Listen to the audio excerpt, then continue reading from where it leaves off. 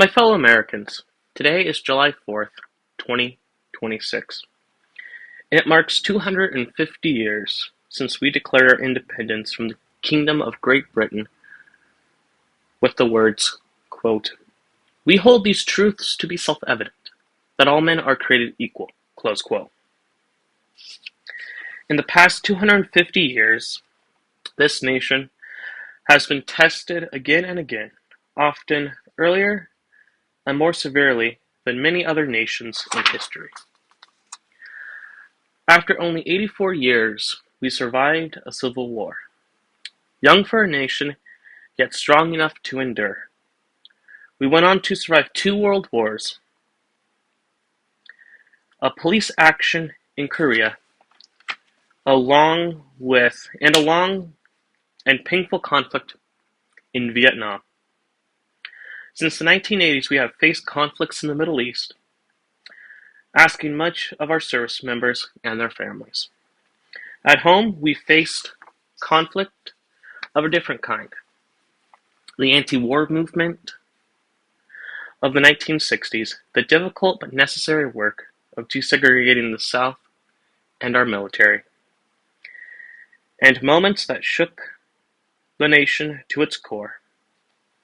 We lived through the assassination of President John F. Kennedy, the attempted assassination of President Ronald Reagan, the resignation of President Richard Nixon following the Watergate scandal. In the 1990s, we saw President Clinton impeached for lying about his affair with White House staffer Monica Lewinsky.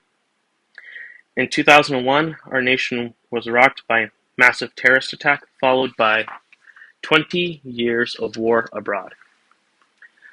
And on January 6th, 2021, our Constitution was called into question when pro-Trump supporters stormed our nation's capital, calling to hang the sitting Vice President Mike Pence as he carried out his constitutional duty as President of the Senate to certify the 2020 election. There are many more moments, both proud and painful, that I have not named tonight. It is impossible to fit 250 years of history into a single address. It is important that we remember what we have faced and how often we have endured. As we reflect, it is fitting to remember the words of past presidents. President Franklin Delano Roosevelt, our 32nd president, told a nation in the Great Depression, quote, "The only thing we have to fear is fear itself," close quote. He also reminded us, quote, "We can't always build a future for our youth, but we can build our youth for the future," close quote.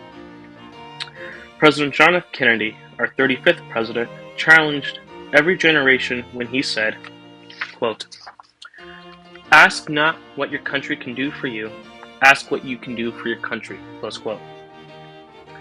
History also reminds us that presidents are human.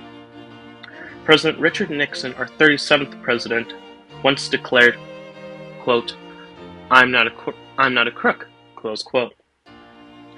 President Bill Clinton, our 42nd president, stated, quote, "I did not have sexual relations with that woman, Miss Lewinsky," close quote. In both cases, the truth came out and the Republic endured.